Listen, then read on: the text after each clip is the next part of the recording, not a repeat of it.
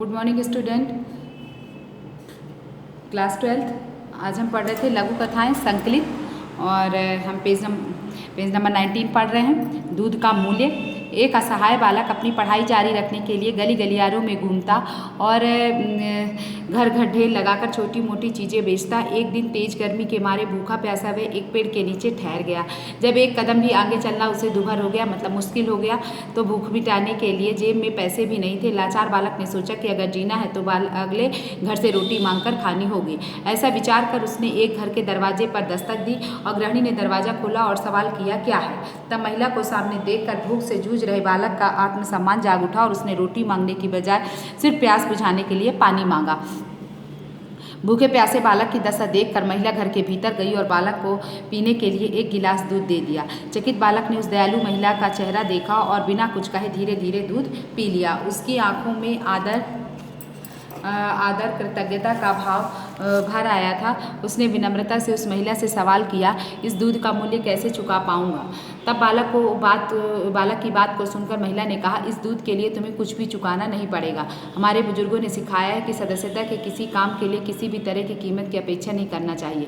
अगर हम किसी के लिए अच्छा कार्य करते हैं या कुछ करते हैं तो हमें उसकी अपेक्षा नहीं करनी चाहिए कि उससे क्या परिणाम होगा। कृतज्ञ बालक उस महिला को सश्रद्ध निहारता चला गया। वह बालक जो है उस महिला को श्रद्धा से देखता रहा। बहुत वर्षों बाद वह दयालु महिला एक गंभीर बीमारी की शिकार हो गई।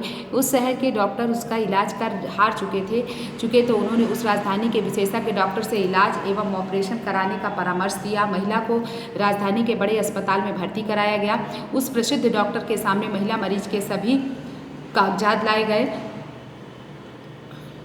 डॉक्टर को बताया गया कि वह अमुक शहर से आई है, तो डॉक्टर की आंखों में चमक सी आ गई। उसने उस महिला का ऑपरेशन और उसकी देखभाल कर उसे चंगा कर दिया। नया जीवन पाकर महिला बहुत खुश थी। उसने अस्पताल के स्टाफ से भुगतान के लिए बिल मांगा तो कुछ देर बाद उसके हाथ में एक लिफाफा आया। भारी बिल की आशंका से महिला का दिल धड़क सा रहा था। लिफाफा खोलते ही उसमें एक चिट्ठी मिली जिसमें लिखा था, बिल का भुगतान बरसों पहले हो चुका, एक गिलास दूध। नीचे हस्ताक्षर थे, आपका दूध वाला बच्चा जो आज डॉक्टर है। मतलब इस तरह परोपकार का बदला उस लड़के ने, वो लड़का जो था वो डॉक्टर बन गया और उसने परोपकार का बदला दे दिया। अब है शब्द और अनुभूति। रविन्द्रनाथ टैगोर सौंदर्य शास्त्र पर एक पुस्तक पढ़ रहे थे। बहुत ध्यान से पढ़ते हुए वे यह जानने को उत्सुक हो उठे कि सौंदर्य क्या है। आधी रात बीत चुकी थी, पूर्णिमा की रात थी। उन्हें नींद भी आने लगी और ऊब भी होने लगी। वे समझ नहीं पा रहे थे कि सौंदर्य क्या है। जब वे श्रांत हो गए तो फूंक मारकर मोमबत्ती की रोशनी बुझा दी।